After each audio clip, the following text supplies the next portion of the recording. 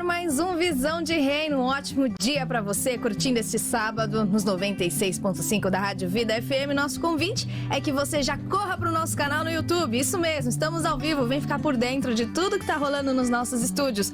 Passa lá no youtube.com/eutonavida. E aí você já chega dando aquele like no vídeo. Se você ainda não é inscrito no nosso canal, se inscreve, ativa o sininho para você ser notificado todas as vezes que estivermos ao vivo. Participe através do nosso chat, mande suas perguntas, mande o seu bom dia, ou se você preferir, vem para o nosso WhatsApp. O WhatsApp da vida é o 12997472010. Nós já estamos muito bem acompanhados nesta manhã. Bom dia, Pastor Cláudio. Bom dia, Marina, bom dia a toda a nossa audiência. Como é bom nós estarmos aqui reunidos para mais um Visão de Reino. Para quem está nos ouvindo pela primeira vez, qual é a nossa proposta no Visão de Reino? A nossa proposta é abrir espaço para outras comunidades, para outras igrejas, para outros líderes que possam vir até aqui e falar quem é ele, qual é a sua igreja, como começou a vida ministerial, como começou a igreja. Então é muito importante você participar. Nós demonstramos através desta programação do Visão de Reino que nós não temos visão de gueto, aquela visão fechada, somos só nós, é a Bíblia a vida. Não, nós temos visão de reino. Nós queremos, na realidade, romper com os aquários, né? Quebrar as paredes dos aquários e entender que todos nós fluímos no mesmo rio, nós fluímos no mesmo evangelho, nós pregamos o mesmo Cristo. Então esta é a nossa visão. Então a minha satisfação de ter você participando da programação hoje da Rádio Vida, participando aqui no Visão de Reino. Nós estamos ao vivo pela Vida 96,5 e também estamos ao vivo através do nosso YouTube, Eu Tô na Vida. Então vem pra cá, participe com a gente, porque hoje nós vamos ter aqui um bate-papo muito especial e hoje recebendo aqui também novamente um amigo, né, o pastor Jonatas Rodrigues. Eu vou permitir que ele se apresente. Bom dia, pastor Jonatas. Na realidade vocês já o conhecem dos debates, né? Então vários convidados do debate estão vindo para cá para participar com a gente. Pastor Jonatas, bom dia, satisfação tê-lo conosco. Bom dia, pastor Cláudio, uma alegria, uma satisfação participar desse movimento glorioso que é a unidade da igreja. Nós sabemos que esse é um projeto que vem de Deus. Certamente a vontade de Deus é que haja unidade no seu corpo e é uma alegria estar participando desse grande projeto. Maravilha, então as suas considerações iniciais, voltando para o clima do debate, né, pastor? É verdade. Mas vamos lá, pastor, então eu gostaria que o senhor se apresentasse. Quem é o pastor Jonatas Rodrigues? Então, pastor Jonatas Rodrigues, eu sou hoje vice-presidente da Igreja Cristã Pentecostal Independente Maravilhas de Jesus, Igreja Maravilhas de Jesus, né? Para facilitar aí para os ouvintes. E esse ministério que foi fundado pelo nosso digníssimo pastor, Dr. Leonel Silva, nos anos 50, né? Em 1955. Ministério que começou ali numa cocheira na Vila Maria Alta e foi um ministério que hoje está indo para o mundo, né? E glória a Deus, nós fazemos parte dessa história. Hoje eu sou pastor vice-presidente, a sua esposa, a missionária Maria Marta Silva, ainda é a presidente do ministério, e nós estamos ali apoiando a obra de Deus, levando o evangelho de Cristo a todas as nações. Eu, além de pastor, também sou advogado, escritor, tenho outras funções no dia a dia também. Então, hoje o seu tempo não é dedicado 100% à obra? Não é dedicado 100% à obra. Mas 100% evidenciando o reino. Exatamente, é isso que eu falo, né? Nós temos essa vocação e onde nós estivermos, a Igreja de Cristo, ela tem que estar levando a palavra, levando o reino de Deus. Amém. A Igreja Maravilha de Jesus, ela é uma igreja de quantos anos? Hoje a igreja, oficialmente, ela completou 65 anos, né, de registro. Ela começou em 1955, então tem mais ou menos aí 67 anos de fundação, e vem trabalhando o objetivo do crescimento do reino. Hoje estamos recentemente, né, desde 2014 também estamos na África, em Serra Leoa, e no Haiti também. Quantas igrejas são, pastor? Aproximadamente, aqui no geral? Geral, aproximadamente umas 40 igrejas. 40 igrejas. Começou em São Paulo ou não? Começou em São Paulo. O ministério nasceu lá na Vila Maria Alta, numa cocheira. Olha que interessante, né? O pastor Leonel Silva iniciou ali, inspirado pelo Espírito Santo.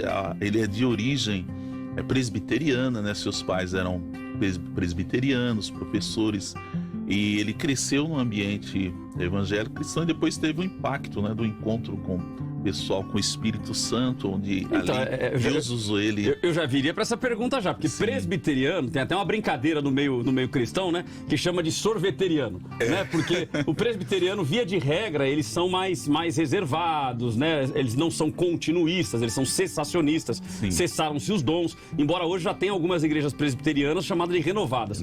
Mas que tem uma oposição violenta dentro da instituição, porque, pô, como é que pode uma igreja presbiteriana renovada? A nossa essência é uma essência mais histórica, né? Aquela coisa mais fria. Ele sai da presbiteriana. Sim. E inicia uma igreja pentecostal. Uma igreja pentecostal. Conta um pouco dessa história pra gente. Então foi um chamado muito forte divino na vida dele, né? Onde ele teve ali um encontro pessoal com o Senhor Jesus. Foi chamado mesmo, foi batizado com o Espírito Santo, recebeu dons de Deus. E aí ele percebeu que realmente aquele era um encontro real. Era algo mesmo verdadeiro da parte de Deus. E ele teve o chamado porque ele não teve como mais naquele período, então era muito mais difícil, né? Era bem mais conservadora a igreja presbiteriana. Ele terminou saindo, porque ele teve essa nova experiência que não foi aceita por muitos, né? E Deus o levou a fundar o ministério e foi um grande mover de Deus naquele período, né? Nesse período de 1955, 57 até 60, foi um grande mover do Espírito Santo de avivamento no Brasil. Muitos sinais, prodígios, por isso que foi fundado Maravilhas de Jesus, porque Deus usava ele com os dons espirituais realmente de maravilhas, né? Curas, muitas curas, muitas pessoas foram restauradas, batizadas com o Espírito Santo, cegos enxergaram, surdos ouviram, né? Paralíticos andaram. Foi um período mesmo de grande avivamento no Brasil. Aí teve aquele grande mover. O pastor Leonel, inclusive, foi um homem de Deus, assim, que ele ganhou Davi Miranda para Jesus, né? Davi Miranda começou lá no ministério, né? Maravilha de Jesus, acho que por volta de 1958 que ele foi para a igreja. Então tem mais ou menos no mesmo tempo a Maravilha de Jesus e a Deus é Amor? Sim, a Deus é Amor é de 1962, me parece, a Deus é Amor, né? Ele ganhou Davi Miranda para Jesus, né? Ele entrou ali na igreja, acho que foi na Vila Maria mesmo, aceitou a Cristo lá, nesse período de 1958, mais ou menos, e depois Deus o chamou também para um grande mover e ele saiu mais tarde, né? Em 1962, fundou a Deus é Amor, né? E começaram a fazer a obra, mas tudo ali paralelo no mesmo período, né? Inclusive também nesse período tinha também um grande mover também na Igreja Brasil para Cristo e muitas outras Assembleias de Deus, e foi um mover muito forte nesse período. Porque a gente pegar, olha, Brasil para Cristo, Deus é Amor, Maravilhas de Jesus, ou seja, grandes denominações que vieram deste movimento de curas, milagres, exatamente, foi um mover muito forte. Manuel de Melo, né, do Brasil para Cristo, era muito amigo do pastor Anel Silva, Manuel de Melo. Então, foi um período maravilhoso, né? Que eles contam da história, não era vivo ainda, mas a gente tem as crônicas da igreja, né? E nos alegra muito que Deus, ele iniciou uma obra maravilhosa e tem que ser continuidade, né? Hoje quem preside a igreja? Hoje quem preside é a missionária Marta Silva, que é a esposa do pastor Enel, que ela era a vice-presidente na época, né? E eu sou o vice-presidente, pastor-geral do ministério, né? Fui colocado por ele. Eu nasci no ministério, do berço, né? E tive esse privilégio de ter sido apresentado por ele, quando ainda era um bebê. Depois fui batizado por ele também, discipulado por ele, trabalhei com ele muitos anos, né? Até ele também era advogado um período, auxiliei muito ele ali, e Deus foi trabalhando nesse sentido da gente estar mesmo na obra, né? Fazendo a obra de Deus. As filhas dele cantavam? Não, o pastor Enel Silva, ele não teve filhos. Mas eu me lembro de alguma coisa de família, Silva, alguma cantora, não? Da igreja, que teve alguma história na igreja, não? Não teve. Não, então tô me confundindo, porque o nome Leonel Silva, pra mim, ele é muito próximo, né? Ou seja, foi um homem de um nome que a igreja comentava sobre ele, né? Sim. Mesmo não ser da Maravilha de Jesus. Sim, né? Eu, na época, era da Assembleia de Deus. Isso. Né? Claro que eu também sou da mesma faixa do senhor. Que idade o senhor tá? Eu sou 47. Com a mesma idade, estamos na mesma idade. Então, nessa mesma faixa também, ou seja, eu não vi esse início do movimento, mas o pastor Leonel Silva, na Assembleia de Deus, ele era comentado, né? Como um homem de Deus, uma pessoa que Deus realmente usou. E como foi a sua história? O senhor nasce já no berço evangélico, chamado berço evangélico? Sim, já nasci no berço evangélico, né? E fui ali desde o começo discipulado, né? Escola dominical, Desde os 5 anos, a gente já, antes de escrever, já estava lá estudando a Bíblia. Por isso que às vezes até eu brinco assim da importância teve até um debate que a gente falou, qual a importância, às vezes, uma peça na igreja, porque a criança ela tem essa sede de aprender. E a criança aprende mesmo com imagens, né? Objetos. Chama de linguagem lúdica, né? Isso me marcava muito. Eu ficava fascinado com os estudos bíblicos, com a história de Davi, né? Sansão, essas histórias heróicas, né, da Bíblia. A criança fica fascinada com isso. Então, os heróis da fé, isso sempre me marcou, né? E desde cedo eu tive um chamado do Senhor para estar fazendo a obra. Então, eu fui líder de jovens. Então, eu tinha muito assim desejo de evangelizar quando naquele período da adolescência, a gente passava o dia inteiro na igreja nos domingos, né? Ia de manhãzinha para a consagração, escola bíblica dominical, depois já saía para evangelizar. Ia evangelizar o bairro inteiro e buscava as almas. Então sempre isso esteve muito arraigado na minha vida, né? E a gente foi caminhando, tendo a cada dia mais a confirmação daquele chamado, né? E como eu falo, né? Ninguém se escolhe a si mesmo, né? A igreja que escolhe os obreiros, porque a igreja começa a perceber em cada obreiro uma vocação. Exato. Uma vocação. Ela percebe, olha, aquele obreiro tem vocação para evangelista, aquele obreiro tem vocação para isso, né? E aí você vai se desenvolvendo dentro da obra. E eu teve um período que eu pensava assim, puxa, mas eu tinha meus sonhos pessoais, né? Eu queria ser um juiz, queria ser isso, queria ser aquilo, já cheguei até a cogitar ser um piloto de avião. Mas só que você percebe que quando Deus tem um propósito na sua vida, Deus vai te guiando. É verdade. Né? Deus vai te guiando. A direção é dele, né? A direção é dele. Não somos nós que, às vezes, nós pensamos, eu vou escolher ser isso. Hoje tem muito isso, né? Qual o seu propósito de vida? E às vezes você esquece que o seu propósito tem que ser o propósito de Deus. É verdade. Ele tem que sempre perguntar para Deus, qual é o propósito de Deus para mim? E às vezes nós queremos que a nossa vontade prevaleça. É porque muitas vezes, pastor, não vou nem dizer muito, vou dizer a maioria das vezes, né? Quando a gente pega pais e filhos, a gente já fica perguntando pro filho, o que você vai ser quando crescer? E se o filho falar alguma coisa que não dê dinheiro, os pais já dizem para ele, não, filho, isso não dá dinheiro. Exatamente. Né? Sem nós perguntarmos para Deus, Senhor, o que o Senhor quer que eu seja? O que o Senhor quer que eu faça? Exatamente. A nossa visão é sempre de... hoje, nossa cultura é de poder e dinheiro. Então as pessoas querem sempre aquilo que vai trazer para ela vantagens, né? Eu quero ser um empreendedor, eu quero ser um advogado, eu quero ser um médico, eu quero ser um engenheiro. As profissões tradicionais, né? E geralmente a última coisa que você escolhe é um chamado, né? É verdade. Você sempre está fugindo do chamado, né? Geralmente quem é chamado por Deus, no início ele fica preocupado, com medo, e é verdade isso. Quando você sente a responsabilidade na pele de um chamado, quem é chamado por Deus sabe o peso da responsabilidade que é de você ter uma vida consagrada a Deus e você sempre estar na dependência de Deus. E isso é muito importante, né? Que o jovem tenha essa visão de que Deus tem um chamado para a vida dele. Você que é cristão, você que é jovem, tenha certeza. Deus tem um propósito para a sua vida. Então você tem que sempre buscar, costumo dizer para os meus filhos, sempre orem a Deus. Peçam a Deus que Ele fale com você, Ele te oriente, e Deus fala de diversas maneiras.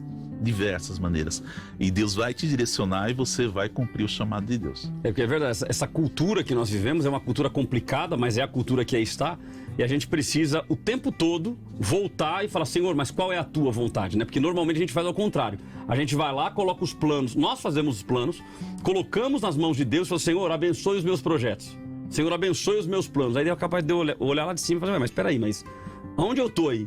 Né? Ou seja, onde eu faço parte do quê? Aí. E é exatamente isso, a gente buscar viver aquilo que Deus tem reservado para nós. Então, dentro dessa lógica, como que foi o chamado do pastor Jonatas para o ministério? Porque tá bom, começou lá, a escola bíblica dominical, vendo lá Davizinho, Golias, aprendendo tudo de forma lúdica. E quando que se identifica e fala, peraí, tá chamado para o ministério? Então, eu percebi o meu chamado, pastor Cláudio, nas próprias escolas bíblicas. Eu percebi assim que eu comecei a ter mais sede do conhecimento da palavra de Deus. É algo assim que é muito maravilhoso quando você sente aquele desejo de conhecer mais de Deus. Aquele desejo foi aumentando, e eu sempre me destacava nas escolas bíblicas, né? Sempre que o professor estava ali ministrando as aulas, aí sempre tem aqueles momentos das perguntas e respostas, desafios bíblicos. Então aquilo foi eu lembro que eu não vejo mais isso, mas deve ter, né? Mas o pessoal não faz como antes, né? Tinha aqueles campeonatos de desembanhando a espada. Aí eu sempre me destacava naquele, eu tinha facilidade porque eu gostava de ler muito, né? A Bíblia. E aí Deus era uma espécie de maratona bíblica? É, como se fosse, falava, olha, gente, abra sua Bíblia no livro tal. Aí quem abrisse primeiro, lia primeiro. Caramba, que saudade disso, hein?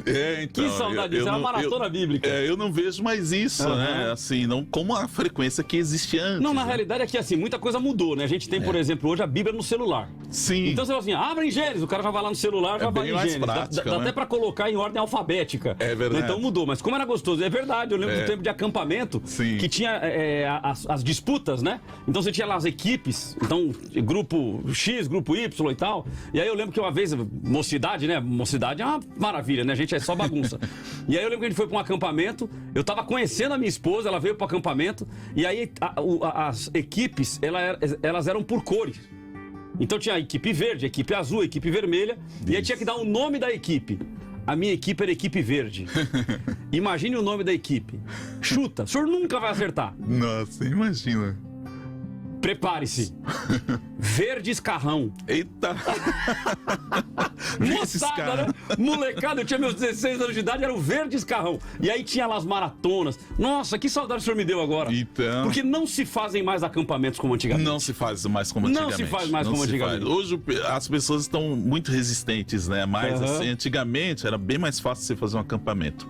Hoje não, as pessoas, você fala de um acampamento, tirar um tempo para elas têm um pouco mais de resistência, né? Ficar 2, 3 dias num lugar no retiro, elas têm mais resistência, porque elas querem viver a vida dela. Tem mais opções hoje, né? Antigamente não tinha shopping center, não tinha as estações que mais nós temos hoje para as pessoas. Pastor, vamos voltar para os dias de hoje, porque o pessoal tava achando que a gente é muito velho. É verdade. Né? Porque naquele tempo, né? É verdade. Então, o que acontece? O que nós temos que resgatar hoje é essa visão de crescimento através do conhecimento da palavra de Deus. Eu sempre falo, a igreja tem que estimular as crianças, os jovens a estudar mais a palavra, para que a igreja seja mais forte, seja mais preparada para as mudanças que nós estamos vendo aí a cada dia. Cada dia mudanças mais fortes, que se não houver uma fundamentação, uma estrutura na igreja, ela pode se perder. Esse é o problema. Então tem que buscar mesmo conhecimento de Deus. Amém. Aí o senhor viu o seu chamado então nas escolas bíblicas? Sim. Foi caminhando? Quando que o senhor é chamado? Aí eu comecei a ser um ministrante já. Comecei a eventualmente dar aulas nas escolas bíblicas, né? Como missa mais adolescente. Aí teve um pastor chamado Pastor Donizete, ele enxergou isso em mim. Esse pastor Donizete, que eu estava numa filial, né, da igreja, ele falou: você tem vocação eu vou te chamar para você pregar a palavra de Deus. Você vai pregar um dia aqui no culto de jovens e tal. Isso aí eu tinha aproximadamente uns 14 anos de idade. E eu, naquele dia, eu me celebro até hoje a palavra, foi justamente sobre Davi e Golias. Aí os irmãos ficaram maravilhados, porque eles falaram: puxa, esse jovem prega bem, com 14 anos, né? Tinha 14 anos e todo mundo... Ali começou. Aí, daí em diante... Já na sequência me colocaram como líder de jovens.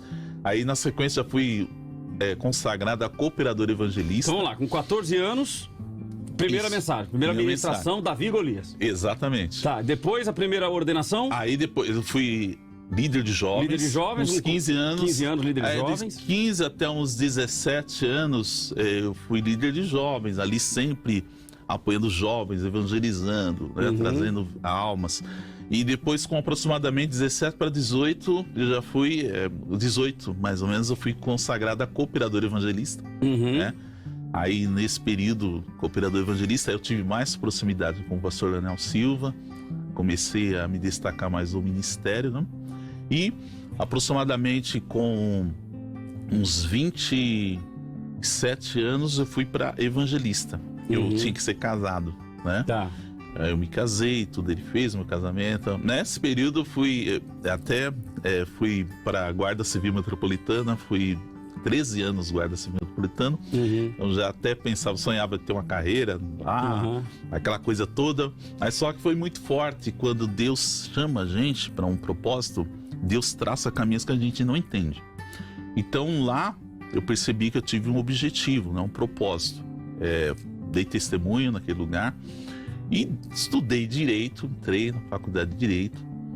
Nesse período já teve outras, eu ficava um pouquinho distraído, e de fato, nesses períodos da adolescência, jovem, você se distrai um pouco, porque você começa a traçar metas pessoais, você começa a ter objetivos pessoais, mas aí Deus vai te chamando de volta para o caminho. E foi quando, nesse período de 27 anos, eu me casei, aí fui na sequência consagrado evangelista, e eu comecei a ter revelações de Deus sobre o meu chamado. E foi muito interessante isso. Aí pessoas falavam para mim, pastor, o senhor tem um chamado de Deus, e Deus tem um propósito para a sua vida. E eu não entendia claramente qual seria o nível, né, desse chamado. Então a gente começava a orar e Deus ia falando através de várias formas, através da palavra.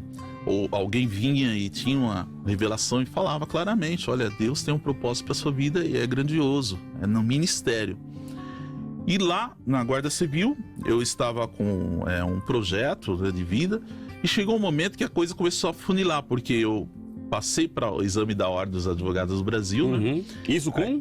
Eu tinha mais ou menos uns 29 anos, 30 anos mais ou menos. Eu tive entrei na ordem, e eu não podia advogar porque eu era funcionário público.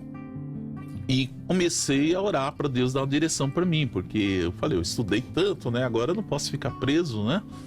Mas todo mundo ficava, puxa, mas você tem um salário fixo aqui, você tem uma carreira, você não vai sair, se aventurar. Mas chegou uma hora que as portas foram se abrindo. Eu tinha um amigo que era também evangélico, era gerente jurídico de uma multinacional, e ele me indicou nessa empresa para trabalhar lá. Era uma imobiliária muito grande, e eu consegui entrar nessa empresa. Aí começou a dar choque com relação ao trabalho que eu tinha no funcionalismo público. Começou a dar um choque, e chegou uma hora que eu tive que optar. Aí eu optei, né, para sair, pedi exoneração da Guarda Civil e fui trabalhar nessa empresa integralmente. Comecei a trabalhar de dia e fui me preparando mais, tive muitas experiências profissionais, né? E chegou uma hora, no ano de 2010, o pastor Leonel Silva já estava próximo, assim, com 95 anos, mais ou menos, 94. Poxa, foi longe, hein? Ele faleceu com que idade? Ele com 96, praticamente. Poxa, foi longe, uma vida exatamente, longa. Viveu bem. E ele era uma pessoa muito saudável, assim, muito forte. É interessante, o poder da fé. Eu lembro do pastor Leonel Silva, assim, as lembranças que eu tenho dele era de um homem de fé, assim, uma coisa sobrenatural, né? A vida dele era uma vida de fé. Então, quando eu percebi, ele tinha uma dor. Se ele tinha uma dor, ele batia e repreendia em nome de Jesus. Aí passar um pouquinho, ele já estava bem. Muito interessante essas experiências que eu tive com ele. Se ele tivesse um problema assim no ouvido, ele já repreendia em nome de Jesus, daqui a pouco ele estava bem. E foi assim. E essa experiência dele nos passou muita convicção, né, do Deus que nós servimos, um Deus que pode todas as coisas. E chegou, né, num período que ele falou para mim, olha, pastor Jonatas, Deus já mostrou o seu propósito, né? E ele me consagrou a pastor, numa consagração. Ele falou, olha, Deus te chamou para o pastorado, e me convidou a trabalhar com ele diretamente. Isso aí foi mais ou menos em 2010, de 2009 para 2010. Eu comecei a trabalhar com ele diariamente, e aquela proximidade com ele foi me impactando mais ainda, com as experiências do dia a dia, da fé dele, daquela experiência que ele passava pra gente, e foi me fortalecendo demais, me dando assim pactos. Aí ele colocou eu para pastorear algumas igrejas, né, para ganhar experiência de campo e tudo mais. E chegou uma hora que ele falou, olha, eu vou te colocar na diretoria da igreja, você é um rapaz capaz, você tem qualificações, você tem chamado de Deus. E eu entrei na diretoria, e exerci ali a função de primeiro secretário na diretoria. E com isso, fui amadurecendo mais ainda. E chegou um momento que ele começou a ficar um pouco mais debilitado. E chegou um ponto que ele falou, Deus já me mostrou que Deus vai me recolher. E aí, interessante que, olha que experiência tremenda, pastor Cláudio. Ele falou assim para mim, eu vi a minha bandeira descendo, depois Deus mostrar para ele o caixão dele descendo na sepultura, amado. Olha só. E ele não largava o cajado de jeito nenhum. Se você falasse para ele, vamos jubilar o pastor Anel, aí você arrumava briga pro resto da sua vida. Mas chegou um momento que ele falou, olha, eu vou estar me afastando, porque ele estava bem enfermo. Ele fez isso em 2013, em novembro de 2013. E passou a presidência para a esposa, que era a vice-presidência, e a vice-presidência para mim, e pastorado geral do ministério na função dele. E muito interessante. Então ela hoje é presidente da igreja, sim, mas o senhor é quem exerce o pastorado da igreja. Eu que exerço o pastorado da igreja, exatamente. E ela está com que idade hoje? Olha, eu não sei a idade exata dela, mas ela deve ter uns 67, por aí. Deve estar mais ou menos com essa idade, 67. Então ela está na flor da idade, ainda está bem. Não está... assim, não está na idade de mais de 80, não. Então, aí com isso, aí eu senti o peso da responsabilidade, né, de que era estar à frente do ministério. E eu comecei a orar mais, jejuar mais, me consagrar mais, buscar mais direção de Deus. E olha só, certo dia, um rapaz falou para mim assim, ô pastor, você é advogado, você é pastor também, por que você não estuda inglês? Vai fazer inglês porque de repente aí as portas se abrem para você mais ainda, tal. E de repente despertou essa chama de estudar inglês, né? E eu fiz inglês, fiz numa escola até boa, né? Comecei a estudar lá. Aí cheguei até no nível call, né? Que é chamado lá call, que aí você faz conversação e tal. Mas aí eu ficava assim, né? Não tinha muita prática do dia a dia, né? E você tinha os contatos poucos, assim, pessoas falavam inglês, né? E aquilo parecia que ia adormecendo. Mas olha só, aí eu comecei a orar a Deus e passou um tempo, o pastor veio a falecer. O pastor Anel, no mês de dezembro de 2013. Aí que caiu a ficha para mim, que eu falei, olha a responsabilidade que nós temos agora que conduzir o rebanho. E isso precisava certamente de uma direção muito forte da parte de Deus, porque a obra de Deus é algo que exige de nós a nossa vida, né? Sem dúvida. Exige a entrega total, exige que você tenha um compromisso não tem retorno.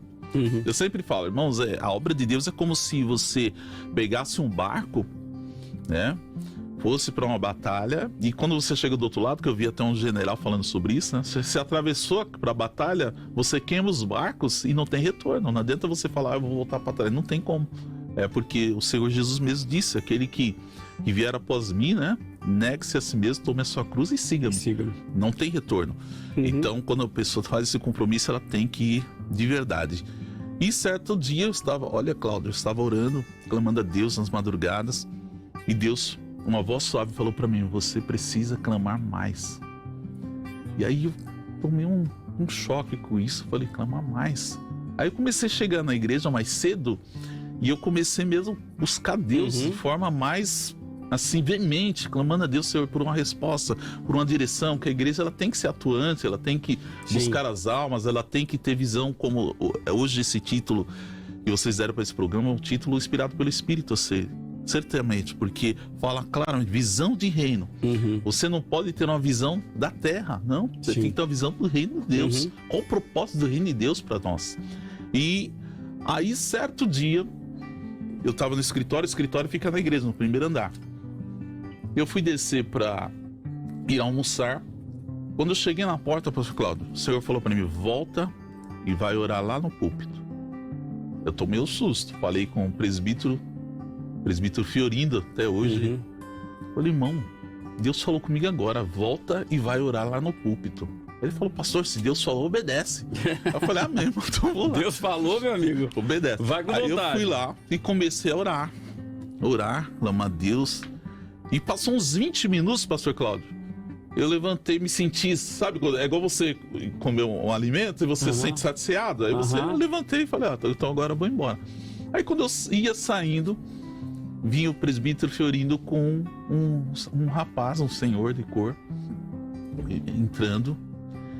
E quando ele passou por mim, ele falou, pastor, eu não tô entendendo o que ele tá falando aqui, mas conversa com ele, de repente eu entendo que ele tá insistindo em alguma coisa comigo, eu não tô entendendo nada. Aí eu olhei, eu falei, deve ser haitiano, algum haitiano, porque lá no centro de São Paulo tem muitos haitianos, né? Sim. E eles geralmente falam francês ou dialeto local. Eu falei, eu não vou entender o que ele tá falando, né? Mas tudo bem, vou dar atenção. Aí fui falar com ele, aí ele falou em inglês, olha que interessante. Aí ele falou em inglês pra mim desse jeito: Deus me mandou aqui porque esse ministério vai lá pra África. Aí eu tomei um susto, falei, mas acho que é golpe isso aqui. Porque eu nunca vi aquele homem, ele tava com uma pasta, né? Uma pasta na mão, uma pastinha preta na mão. Aí eu falei pra ele assim, quem é você? Comecei a conversar com ele, né? Assim, no meu inglês muito, digamos, mediano, né? Falar com ele quem era ele. Ele começou a me explicar quem ele era, mostrou documentos, passaporte. Aí ele explicou, olha, nós estávamos orando lá na África, em Serra Leoa, e Deus falou conosco para vir aqui pro Brasil, porque aqui ia ter uma igreja que iria ir lá para a África, porque nós temos um projeto grande lá, e é um país muito pobre, Serra Leoa, e o governo doou uma terra imensa para nós, e nós não conseguimos dar continuidade ao projeto. Aí eu falei para ele, mas mostra seus documentos, ficamos com ele, ele apresentou todo o projeto para nós, mostrou o Facebook deles e lá. Aí ele foi ganhando a nossa confiança. Aos poucos. Né? Que dá medo mesmo, né? Sim, numa situação como essa. Você fica assim, mas será que é algum golpe? Alguma coisa desse tipo? Chega do nada. Aí ele contou toda a história, que ele veio para cá e ele não sabia onde ir. Aí ele começou a orar e jejuar também. Olha que interessante. Ele falou que orou e jejuou uma semana. Fez um próximo. Aí Deus falou com ele, sai hoje que eu vou te mostrar onde é. E chegou lá, na frente da igreja, ele falou que uma mãe empurrou ele para dentro. Olha que interessante esse negócio. E eu tenho mais um testemunho forte sobre esse assunto. E ele empurrou a mão ele para dentro, ele entrou para dentro da igreja e foi a hora que eu tava saindo. Quer dizer, se eu tivesse saído daquela hora que eu ia, eu não teria encontrado com ele, não ia ter como então, ter conexão Deus já manda voltar e orar no púlpito, que é para dar tempo de o camarada chegar. Exato. Olha que interessante isso aí. Aí deu tudo certo, ele ficou conosco aqui uns 2 meses, aí chegou uma hora que tinha que ir para lá. Que todo o ministério reconheceu que realmente era um projeto de Deus. Tudo que ele estava falando, tudo que ele estava trazendo. Aí chegou uma hora que era para ir lá para Serra Leoa. Olha só, aí eu fiquei, né, em cima da hora, o pessoal falou, pastor, mas se eu for para lá, alguns irmãos falaram para mim, você pode ser sequestrado, você pode não voltar mais, é um país que recentemente teve guerra civil, depois o senhor vai para lá dar um problema. Eu falei, então vamos orar, eu vou ficar. Mas chegou uma hora que eu tomei uma decisão. Por insegurança, falei com a minha esposa à noite. Amanhã eu vou chegar e vou falar com a missionária Marta que eu não vou. Eu mando ele primeiro, porque eu não vou lá me arriscar. Falei, de repente, se eu não volto mesmo. Quem vai cuidar das crianças? Quem tem família, meus filhos todos pequenos. Medo natural, né? Do ser humano. Natural. Aí eu chego no escritório, pastor Cláudio, no outro dia, tava me preparando para falar com ela. Aí liga uma irmã lá de Suzano. Ela tinha uma causa com o pastor Daniel e umas terras lá. E eu que dei continuidade àquele projeto, né? E ela ligou para perguntar como estava o caso, como estava a situação. E aí do nada ela começou a entrar nas questões ministeriais, a saudade do pastor e tal. Aí de repente ela falou para mim assim, pastor Jonatas, eu posso orar pelo senhor? Pode, irmã, pode orar. Pelo telefone, hein? Então tá bom, pastor. Começou a orar por mim. Pastor, de repente, Deus começa a falar através dela. Meu servo, por que você está com medo? Esse homem que eu mandei aí é para você ir com ele para aquele lugar. E você verá a obra que eu irei fazer. Aí eu tomei um susto. Ela terminou de orar, eu falei para ela, mas a senhora tá sabendo de alguma coisa? Alguém falou alguma coisa para a senhora? Ela falou, não, pastor, do quê? Eu falei, não, aí eu contei para ela, pastor, então o senhor pode ir sem medo, porque eu não estava sabendo de nada, Deus está falando para o senhor ir. Aí na mesma semana, eu contei pra Missão Armada isso aí, na mesma semana do nada apareceu um irmão, um empresário, um Ricardo, ele falou, pastor Jonatas vai pra África? Vai. Então eu vou ir com ele. E esse irmão viajou já a vários países. Aí já alivia o coração, né? Ele fala assim, bom, peraí, se pelo menos não voltar, não volta dois. Exatamente. Nós fomos, pastor Cláudio, que coisa linda. Chegamos lá, uma terra assim, muito sofrida. Muito sofrida.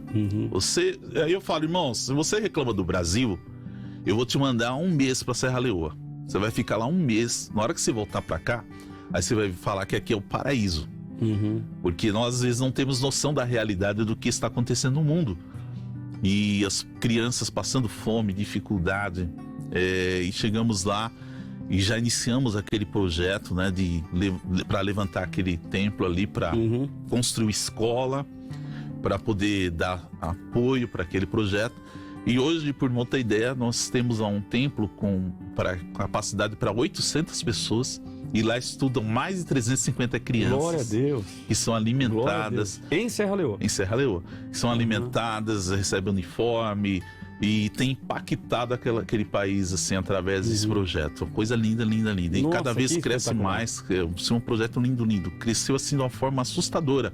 Foi uma coisa assim... Aí os irmãos olham e falam, mas como vocês levantaram um tempo tão rápido, assim? Irmão, a moeda deles é tão pobre, pastor Cláudio. E um pouco que você manda pra lá, pra eles é muito. É né? Muito. Então, às vezes, a gente não tem essa noção dessa realidade. E depois veio na sequência o Haiti também. Deus trouxe, estamos lá com o mesmo projeto no Haiti. E Deus tem dado crescimento.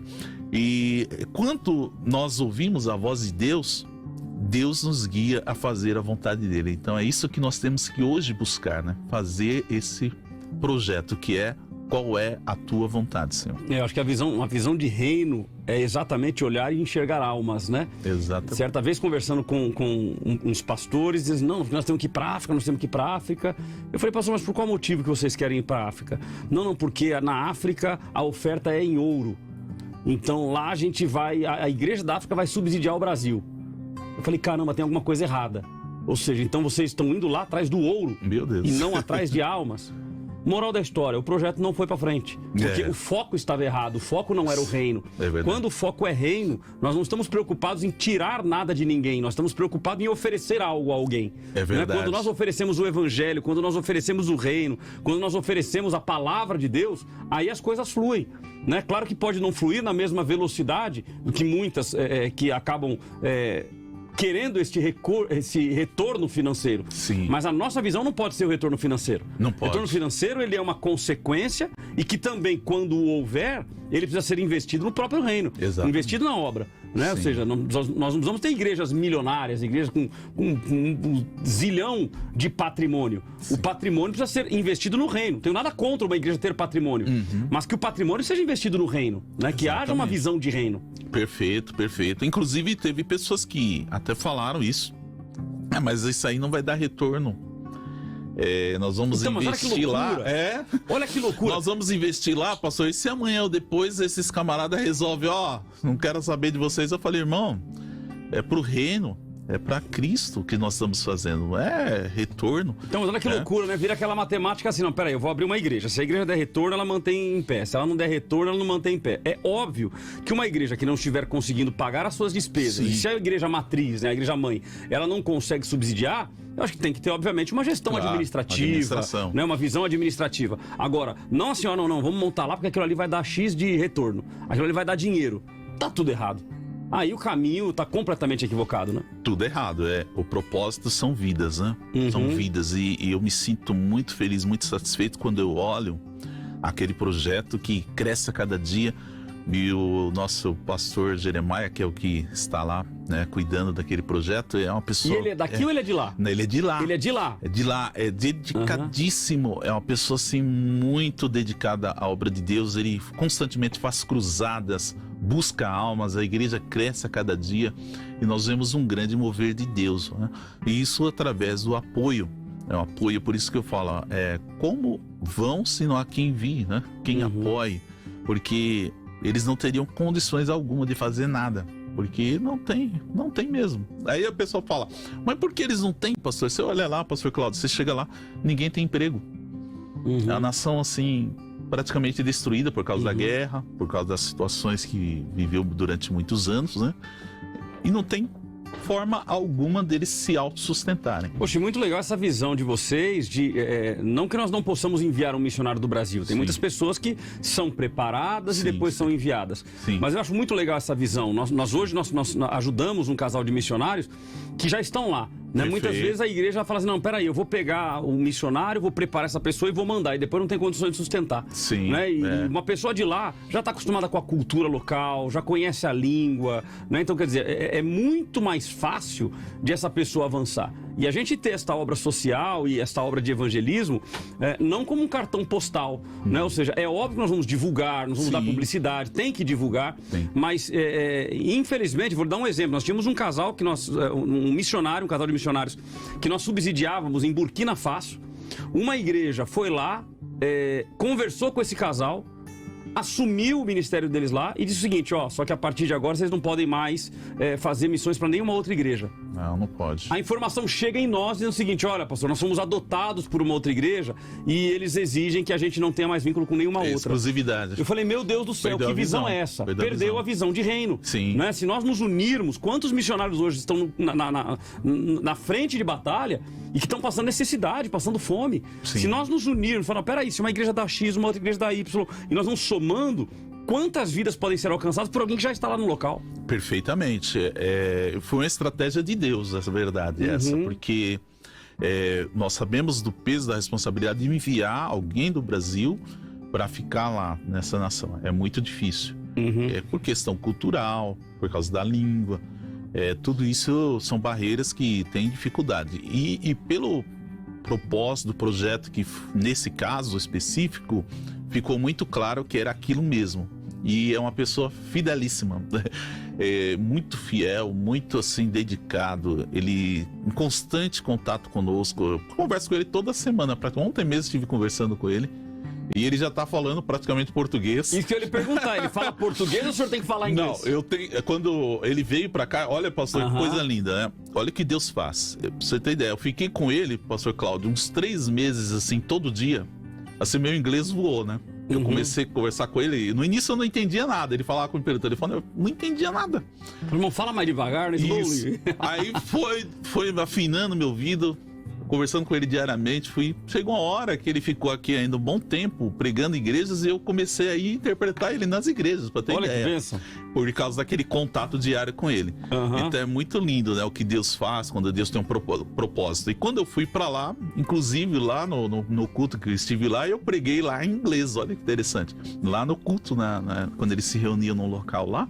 E todo mundo me entendeu lá, o pessoal ficou feliz. Olha que benção. Então, e hoje ele já está falando algumas palavras em português. Ele fala comigo em português e tanto conversar comigo também. Eu vou ensinando, falando algumas coisas para ele. Ele tá engatinhando no português também. Olha, que legal, que legal. Gente, olha que bênção. Como é gostoso, né? Nós batermos papo, falarmos sobre reino, né? E ver esse testemunho tão bonito de uma igreja formada na África, formada através de uma revelação de Deus. Como é gostoso, né? A gente trocar essa ideia. Então fiquem conectados no Visão de Reino. E é o seguinte, pastor, o tempo já voou. Olha como voa. Como passa rápido. E nós precisamos do nosso devocional. Eu creio que Deus vai lhe usar hoje para falar com pessoas. Né? Então, nós estaremos preparados para isso. Então, você que está nos ouvindo agora, manda mensagem para todo mundo.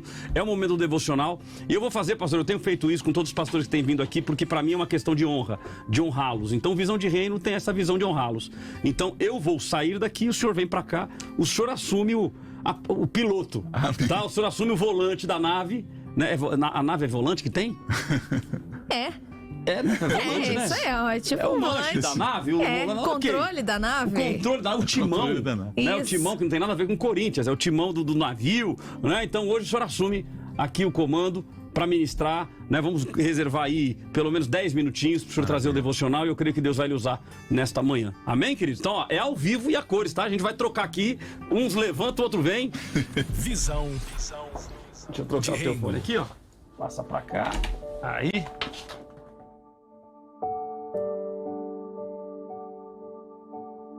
Quem sabe faz ao vivo. Trocado, pastor Jonatas Rodrigues. Então, pastor, que Deus lhe use, que Deus possa lhe usar nessa manhã para falar com pessoas, que o nome do Senhor seja glorificado na sua vida. Contigo a palavra. Amém, pastor Cláudio. Glória a Deus. Eu quero meditar hoje com os irmãos aqui no livro de João, João capítulo 17. João capítulo 17, a partir do versículo 6 em diante. Diz assim: manifestei o teu nome aos homens que me deste do mundo. Eram teus, tu nos confiaste, e eles têm guardado a tua palavra. Agora eles reconhecem que todas as coisas que me tens dado provêm de ti, porque eu lhes tenho transmitido as palavras que me deste, e eles a receberam, e verdadeiramente conheceram que saí de ti, e creram que tu me enviaste. E é por eles que eu rogo. Não rogo pelo mundo, mas por aqueles que me deste, porque são teus. Ora, todas as minhas coisas são tuas, e as tuas coisas são minhas, e neles eu sou glorificado. Já não estou no mundo, mas eles continuam no mundo, ao passo que eu vou para junto de ti. Pai Santo, guarda-os em teu nome, que me deste, para que eles sejam um, assim como nós. Quando eu estava com eles, guardava-os no teu nome, que me deste, e protegi-os, e nenhum deles se perdeu, exceto o filho da perdição, para que se cumprisse a Escritura. Mas agora vou para junto de ti, e isto falo no mundo, para que eles tenham o meu gozo completo em si mesmo. Eu lhes tenho dado a tua palavra, o mundo os odiou, porque eles não são do mundo, como também eu não sou. Não peço que os tire do mundo, e sim que os guarde do mal. Aqui essa palavra, amados irmãos, claramente o Senhor Jesus, nesses últimos momentos que ele vive na terra com os seus discípulos, ele traz uma visão de reino para nós. Ele traz uma visão clara do seu propósito. O seu propósito que era glorificar o Pai. E neste momento ele fala claramente sobre o fato de que os discípulos aprenderam a guardar a sua palavra. A palavra que ele havia trazido, os discípulos aprenderam a guardá-la. E o propósito de Jesus aqui, nesta oração, era também pedir ao Pai que haja unidade entre eles. Ele fala claramente aqui: guarda-os em teu nome que me deste, para que eles sejam um, assim como nós. Então a igreja, ela só vai cumprir o seu verdadeiro propósito quando houver verdadeira unidade de visão de reino. Eu lembro de uma história de um velho chinês em que ele tinha 7 filhos, e ele percebeu que aqueles 7 filhos eram muito divididos. Eles estavam brigando, puxando cada um para o seu lado, os seus interesses. Hoje nós vemos muito isso, até entre irmãos, quando se trata de interesses, há briga, a divisão, há enfraquecimento nessas brigas. E ele certo dia reuniu todos aqueles irmãos e deu para cada um deles uma vara de bambu. E falou para eles: quebrem essa vara. E todos eles quebraram aquela vara. Aí ele pegou também mais 7 varas e uniu aquelas varas, acoplou elas e deu na mão de cada um. Agora eu quero que vocês quebrem. E eles tentaram, ninguém conseguiu quebrar. Aí ele falou: vocês perceberam? Quando vocês estiverem unidos, ninguém vai conseguir quebrar vocês. Então, da mesma forma, é a igreja de Cristo. Cristo quer que haja unidade no seu corpo. Porque quando nós estivermos unidos, aí virá a bênção de Deus, pastor Cláudio. É Salmo 133, a palavra de Deus fala claramente, quão bom e quão suave é que os irmãos vivam em união. Então, quando os irmãos vivem em união, Deus opera, Deus ordena a bênção, Deus ordena a vida para sempre. Então, hoje a igreja está nos últimos dias dela na face da terra, tenho certeza disso. Pastor Cláudio, não te contei, mas poucos meses atrás eu tive uma revelação, olha só, onde eu era convidado para ir numa rádio, e chegava naquela rádio, eu era espectador. Eu fui convidado para ouvir a inauguração de uma rádio nova, Olha que interessante, pastor Cláudio. E eu tava sentado do lado de fora. Aí alguém falava assim, aí tava um monte de gente, pessoal. E de repente o apresentador, olha o que tá acontecendo aqui hoje. Interessante. De repente o apresentador falava assim, agora nós vamos ouvir uma palavra com o pastor Jonatas. Aí eu tomava um susto, falava, pastor Jonatas? Não, mano, fui convidado aqui para trazer palavra. Como que pode, negócio acima da hora, vem me chamar aqui para falar? Eu falava, mas não, eu ficava relutando comigo lá. Aí de repente, pastor Cláudio, eu comecei a ouvir um exército de anjos. Eu não esqueci essa canção até hoje, olha que interessante. E aquele exército de anjos começava a cantar assim, ó. Vai abalar, vai abalar. Quando Jesus voltar na terra, esse mundo vai se abalar. Olha que forte. E eu vi aquele exército lindo cantando essa canção como se fosse mesmo uma tropa ali. E eu ficava assustado. Aí de repente eu ouvi uma voz que falava assim: pregue que eu estou para buscar a minha igreja. Glória a Deus. Então o que eu quero pregar hoje aqui nessa oportunidade, meu irmão, é que você e eu devemos ter a visão do reino dos céus. A palavra de Deus fala: buscai primeiro o reino de Deus e a sua justiça, e as demais coisas vos serão acrescentadas. Porque às vezes nós perdemos a visão do propósito, da unidade do que é o reino de Deus na terra.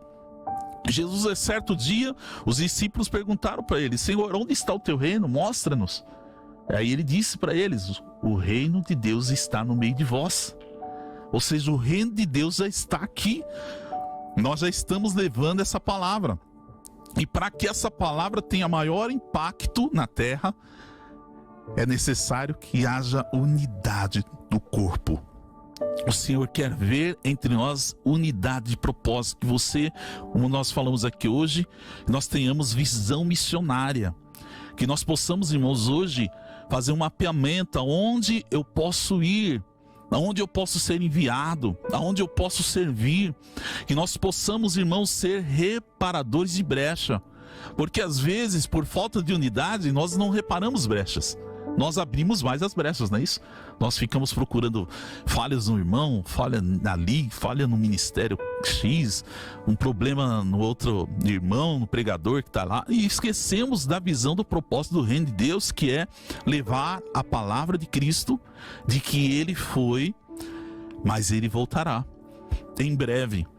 E esse propósito hoje aqui que o Senhor está abrindo é para que haja um despertamento para você, ouvinte da palavra de Deus. Você que está ouvindo a palavra de Deus neste momento, guarde essa palavra. E quem guarda a palavra, irmãos, age. Quem guarda a palavra, pratica a palavra. Eu lembro que quando o Senhor Jesus, quando foi assunto aos céus, Ele falou para os seus discípulos: olha, ficai em Jerusalém, até que do alto sejais revestidos de poder.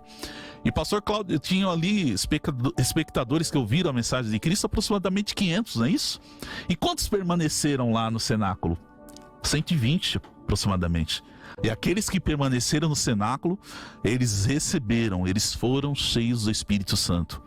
E o Senhor, Ele quer encher a igreja, mas para que a igreja seja cheia, essa igreja precisa de unidade. Nós falamos muito de avivamento, vamos clamar por avivamento, mas eu creio que para que haja um verdadeiro avivamento, é necessário que haja unidade no corpo de Cristo.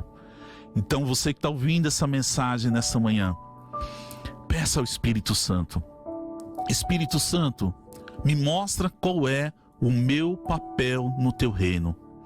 Espírito Santo, me mostra qual o propósito que o Senhor determinou para que eu venha ser um agente ativo no teu reino. E certamente você irá receber a resposta, porque Ele não deixa você sem resposta.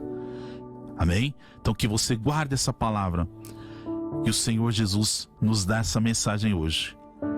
Ele fala claramente: já não estou no mundo, mas eles continuam no mundo, ao passo que eu vou para junto de ti. Pai Santo, guarda-os em teu nome, que me deste, para que eles sejam um, assim como nós. E dessa forma, nós iremos cumprir o propósito de Deus, que é levar esse evangelho e pregar o evangelho a toda criatura. E certamente a Bíblia fala, né, que quando esse evangelho do reino foi pregado em todo mundo, então virá o fim. Deus abençoe sua vida, que essa palavra fale forte aí no seu coração. Pastor, vamos orar pelos ouvintes? Amém. Senhor meu Deus, em nome de Jesus agora, Pai, eu quero lhe pedir que o Senhor venha tocar em cada um dos teus filhos que estão ouvindo, Senhor, nesse momento esta palavra.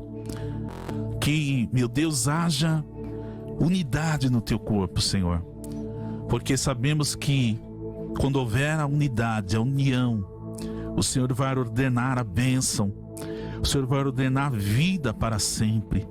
Toca nesta hora, Senhor, naqueles que estão desanimados, aqueles que estão sem forças, aqueles que estão caídos, Senhor. Levanta com poder, levanta com graça, Senhor, para que eles venham ser instrumentos do Senhor nessa geração, que venham ser canais de bênção nessa geração, porque quantos estão sofrendo, Senhor? Quantos estão, meu Deus, chorando? Mas a igreja, ela é luz do mundo, ela é sal da terra. Então que o Senhor venha usar cada um dos teus filhos, Senhor, para que sejam instrumentos do Senhor nesses últimos dias, para pregar esse evangelho que liberta, esse evangelho que cura, esse evangelho que transforma, esse evangelho que traz, Senhor, a visão de reino. Assim como o Senhor pregou, arrependei-vos, porque é chegado o reino dos céus. Então que o teu nome, Senhor, venha a ser glorificado na vida de cada um deles. É o que eu lhe peço, em nome de Jesus. Amém.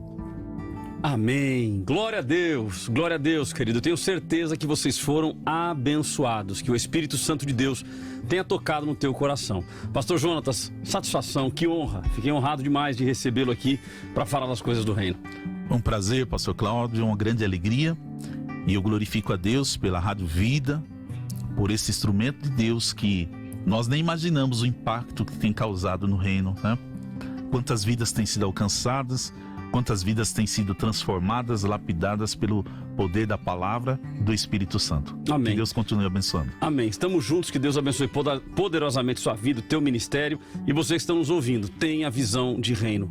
Que a gente possa quebrar as paredes deste aquário chamado gueto de evangelho, que nós possamos entender que nós somos um, cada um com a sua característica, mas nós somos um em Cristo. Deus abençoe a tua vida. Até o próximo Visão de Reino.